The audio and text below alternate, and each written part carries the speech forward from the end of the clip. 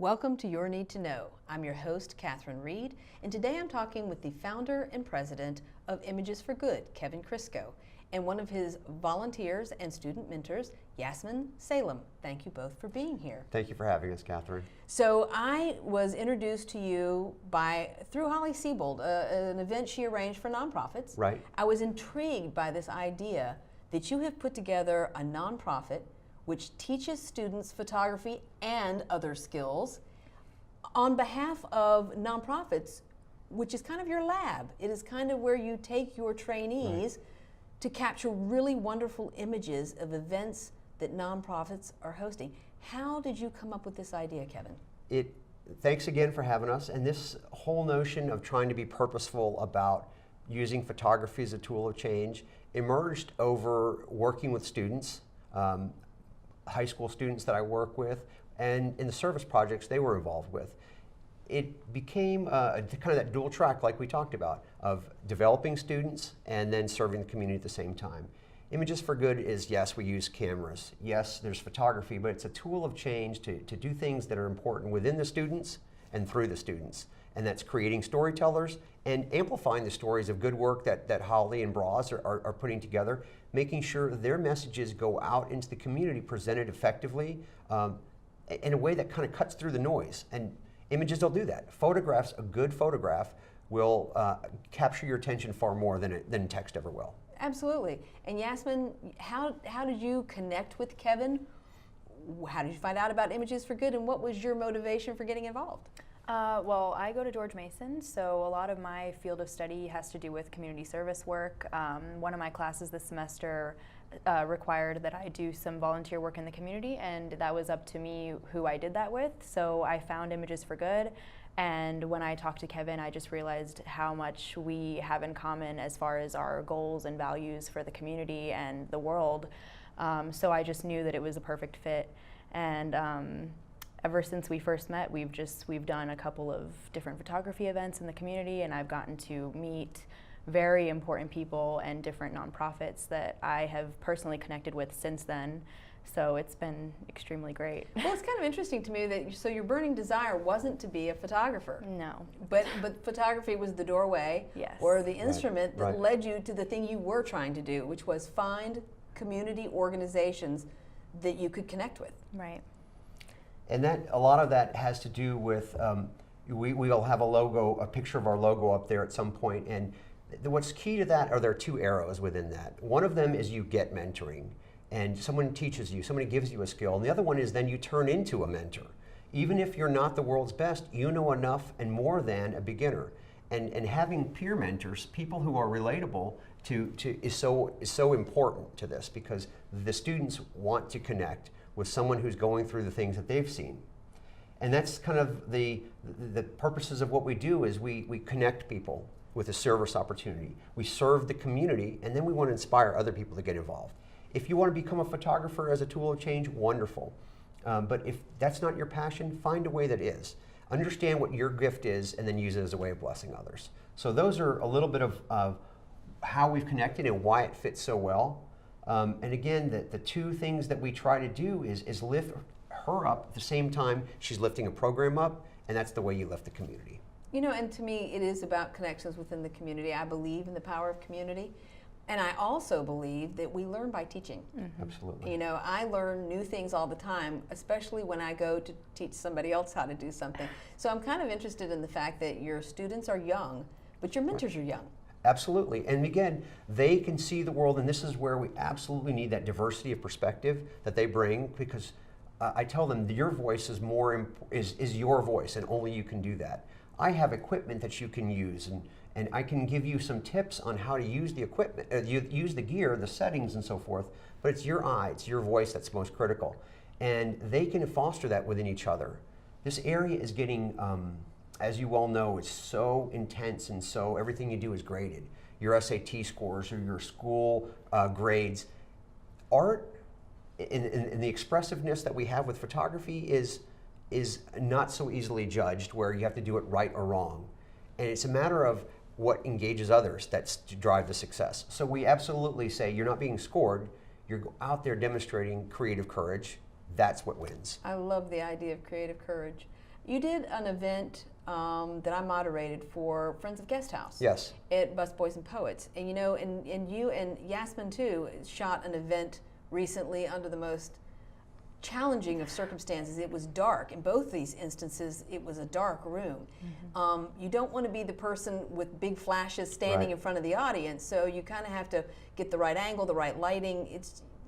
But to have those pictures, because they didn't have pictures from last year's event that were very good. Right. So the next year you go to promote your event and it's like, no pictures. So aside from what your students are getting and the community connections, having really good photographs is really important for nonprofits for that very reason, especially regular events. We go to health fairs where people are struggling to get basic needs being met, and there are community doctors, nurses, pharmacists, and internists giving their services. If we can tell the story that mobilizes additional doctors, nurses, pharmacists, and internists, that everybody wins, because then more people are involved. And it's so much more compelling to a sponsor, to somebody who's providing you those services, if we can recognize them and amplify the good news that they're doing. So Yassmin, aside from learning how to take a good picture, there's a lot of back end to this too, right? I mean, so that has to have been sort of a learning curve. Could you expand? Well, I mean, just like the computer, like you don't just take a picture and then the picture is what it is and you throw it out there, right? The picture has to be color corrected for lighting. There's software tools, I'm assuming. Yes. I have no idea how to really use anything beyond the basic one that comes with, you know, my camera. So, you know, aside from learning to set up a shot and do a shoot in the event itself, has it been challenging at all to learn how to do the back-end editing? It wasn't entirely challenging. It was definitely new for me. Unfortunately, I couldn't be a part of the editing for the most recent Music for the Revolution event that we did, but the first one for Bras I was a part of, and it was great. Before I did photography, I got to go through some of the previous events that Images for Good has done, and I got to narrow down all of those photos into a 5-photo story and figure out what images would be the most powerful, the most engaging, and tell the story of that event. So I kind of got to dip my toe in the water before I started editing, and that was really great because I kind of knew what to look for and what would tell the best story. So then when I went into editing, I got to pay attention to the point of view from the camera and what was being captured in that image. So it really helped having that prior experience with just going through the pre-edited images, and then once we did get to it, it was fairly easy. I mean, Kevin is a great teacher, so it wasn't hard to pick up on, and it added another layer of enrichment from being involved. I think people don't realize how important editing is, whether it's something you've written. That's why they have editors for books.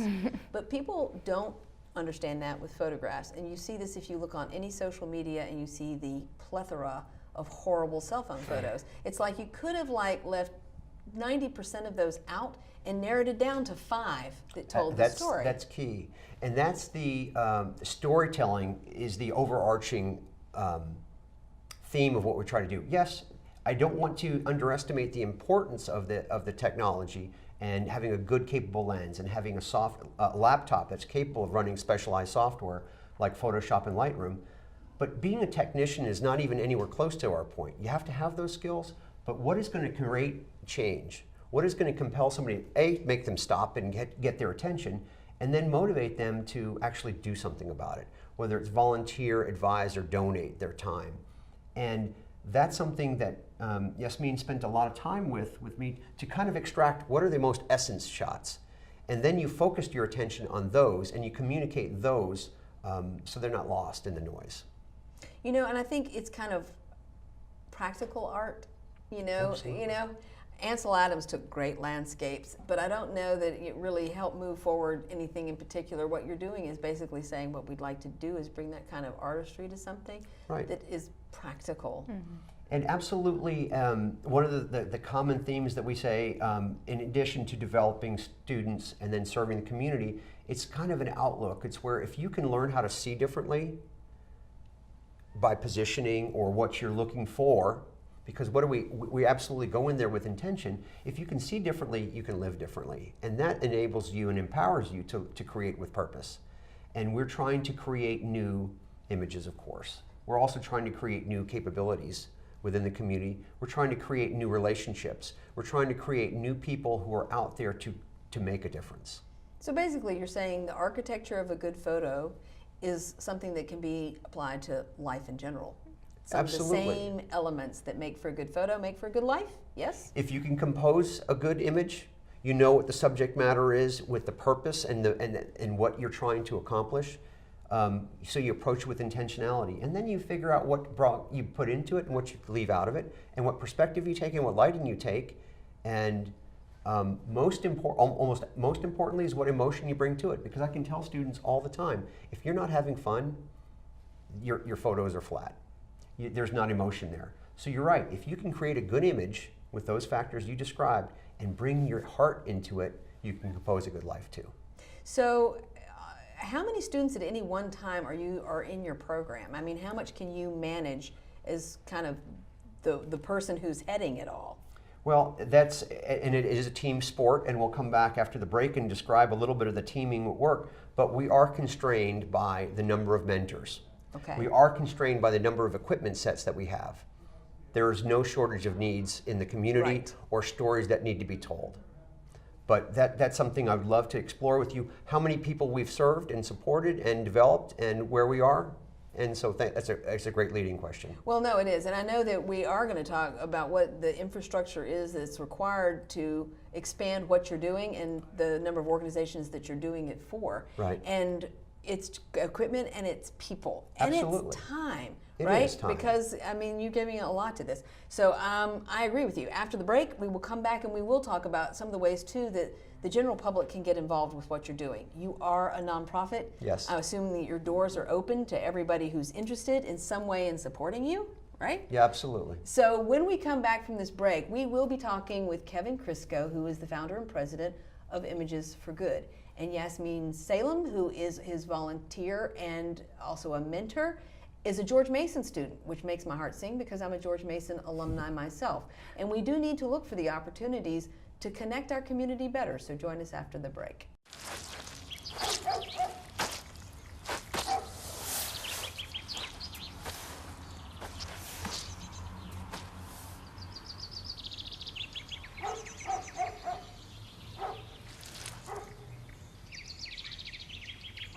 Hi.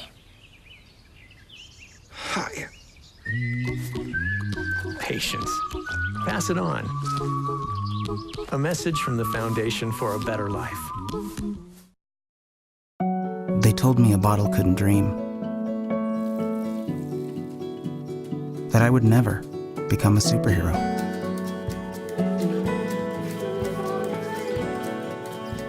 But I learned how to fly.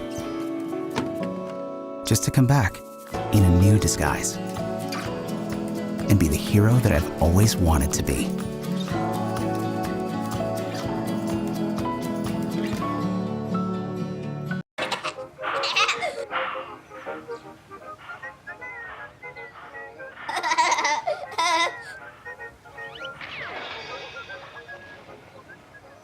I surrender, I surrender.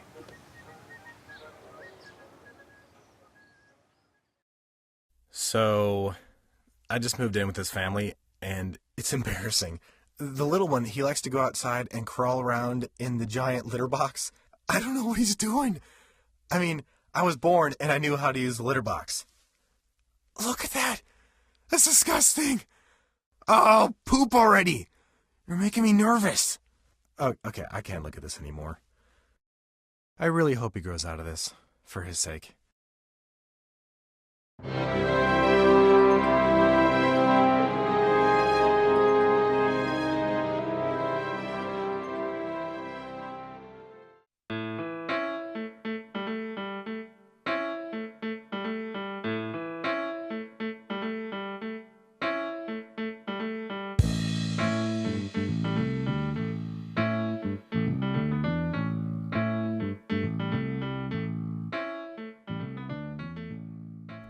Welcome back to Your Need to Know. I'm your host, Catherine Reed, and today I'm talking with Kevin Krisko, who is the president and founder of Images for Good, and one of his volunteers and student mentors, Yassmin, Salem. Thank you both so much for being here.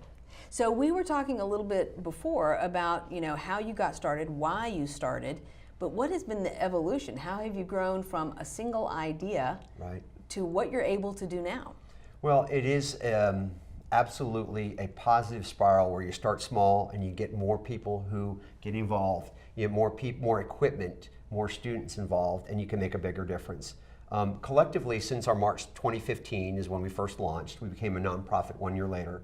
We've had over 150 service engagements and partnered with over 100 different nonprofits and causes in the Virginia, Maryland, and DC area. It's not about numbers, it's about relationships, but people need to qualify what you've done. And we've had 34 student artists and service leaders go through the program, 6 of which became mentors themselves. Again, peer mentoring is what it's about, from 19 different schools.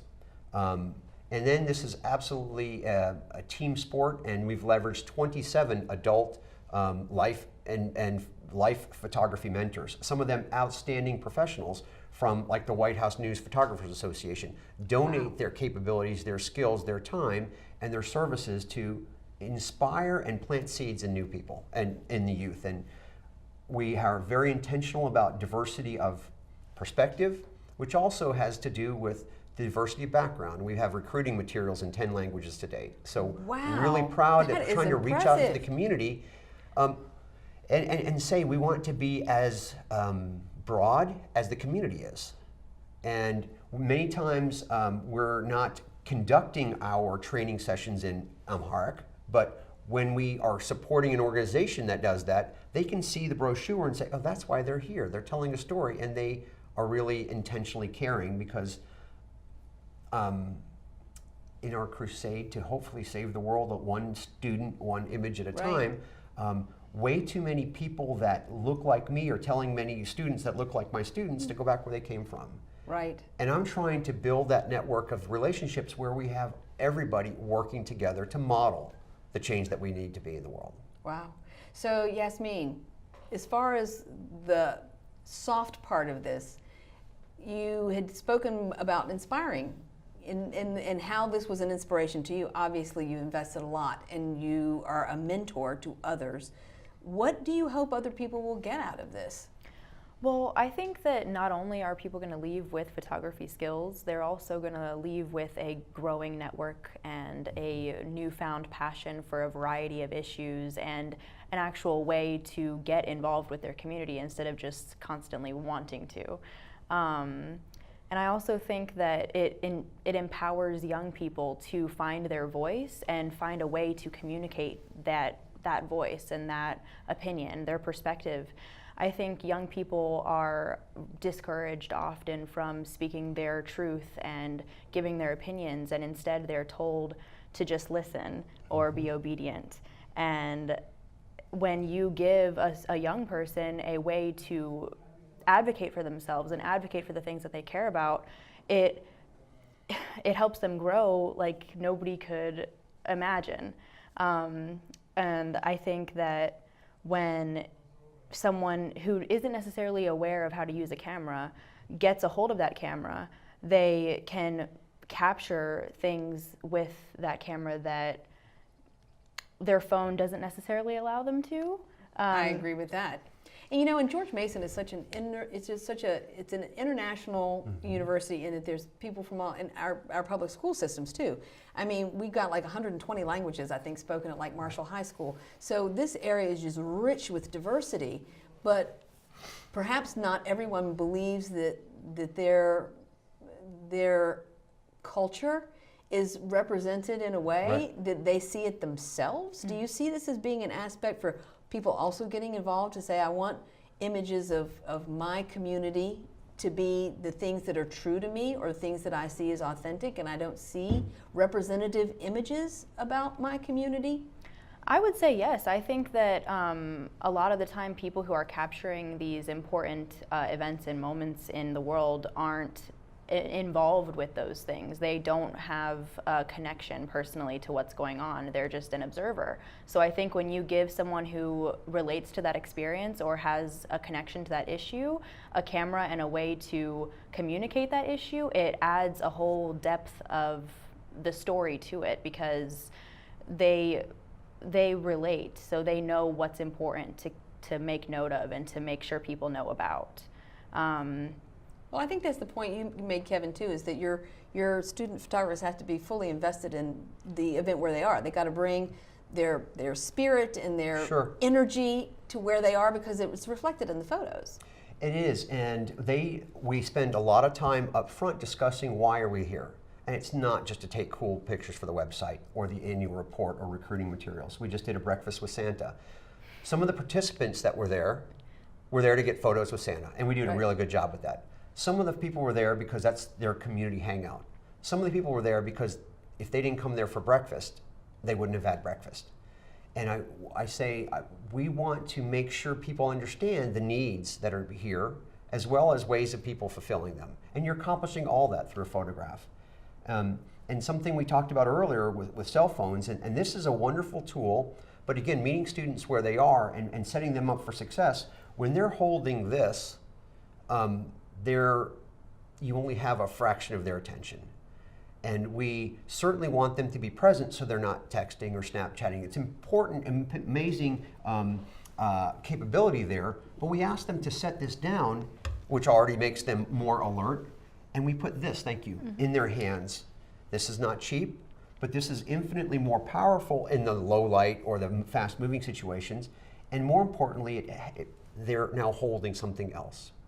And along the way, as we're going through this, I can explain to the student, okay, this is how you change the shutter speed, which is how quickly it takes the photograph. Oh, this button here tells you aperture, which is the size of the hole of the light coming in. And when they're listening and when they're looking, I can also say things like, well, how's school coming? How are your grades? Because I need you to succeed as going on to college. What do you mean you're not thinking about college? You've got a lot of talent.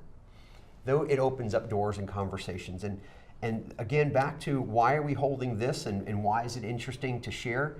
This is not inexpensive.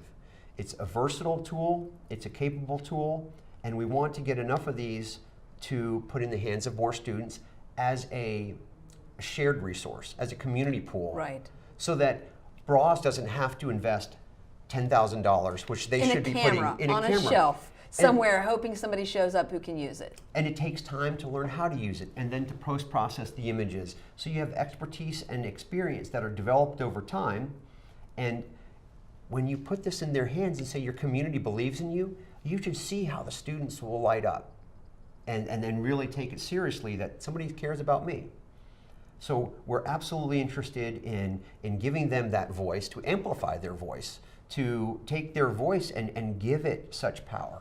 So I'm assuming that part of your cost of expanding your program is just equipment costs. That is because some of your students are not going to be able to ever afford something this expensive, or the laptop with the software, or all of the things necessary to produce an amazing photograph. Right.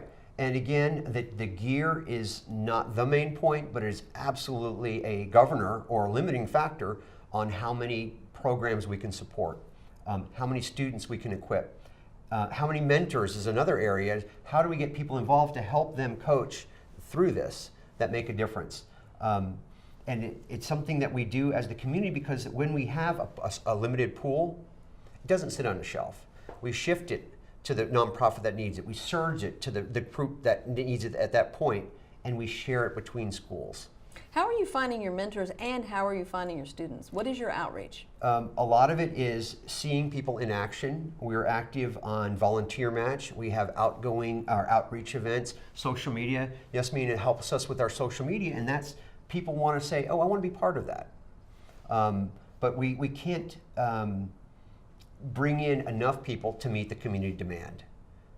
So you've had along the way, I'm sure, people who have supported you. Yes. And continue to support you. And what would you, if you had a magic wand, besides your core supporters, who else would you like to see join your effort? Well, folks who believe in the power of a new approach, and instead of investing in a program very important, valid programs.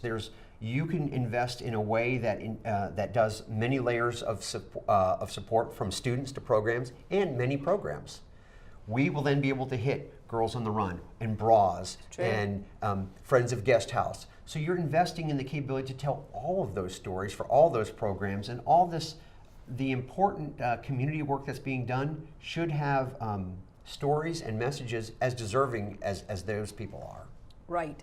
So who helped you out in the early days? Well, absolutely the individual donors who believe in this cause bit by bit. The City of Falls Church has been very focused on trying to create community. The Adobe Corporation believes in the power of sharing some software with us and the impact that way. The Church of the Holy Comforter, some grants with them. As mentioned, the White House News Photographers Association. These groups step forward to help.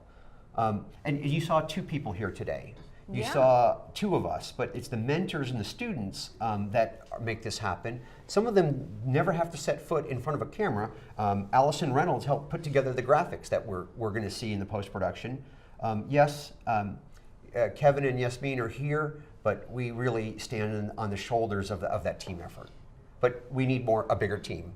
Teams that are looking to celebrate incredible talent in the community, like Yassmin, and the dozens of students that we try to touch, as well as believe in their community programs being supported by somebody at grassroots. And so, you have a website, Yes. imagesforgood.org. Yes, ma'am. You've got Twitter, you've got Instagram. Facebook and Instagram. And I guess you're the one who's putting the content out there, right? Yes. So people do have the ability to actually access the Right. information, to figure out how to engage and be involved. And again, people are supporting you in all kinds of ways. Right. Everything from donating equipment, which is helpful, to money to run the organization so we can keep going. We're just a small thing and growing. To being a member of the board. Volunteermatch.org is where we have a lot of our places to help. And so we're very grateful for this opportunity to reach the community and show off amazing talent like Yassmin. Well, and I appreciate both of you being here because I believe in Images for Good, as you well know. I'm always looking for opportunities, but I also understand that you're limited in being able to answer those requests until you have more students, more mentors, more equipment, and more support. Right. We can support the community, and the community supports us, and we all rise together. Well, thank you so much for being here. Thank you so much for having this, for you at home, is what you need to know.